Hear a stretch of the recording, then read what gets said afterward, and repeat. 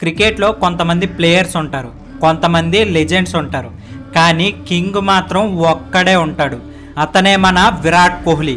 Score board మీద target ఎంత పెద్దగా ఉంటే కోహ్లీ కళ్ళలో కసి అంత ఎక్కువగా ఉంటుంది.